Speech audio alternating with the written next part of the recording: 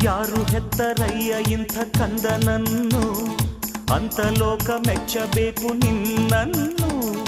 ನಮ್ಮ ಆಶಾ ಗೋಪುರದ ಕಲಶವಾಗು, ವಿದ್ಯೆ ಎಂಬ ಖಡ್ಗವೊಂದು ತಂದೆ ಕೊಡುಗೆ, ವಿನಯವೆಂಬ ಅಸ್ತ್ರವೊಂದು ತಾಯಿಯ ಕೊಡುಗೆ.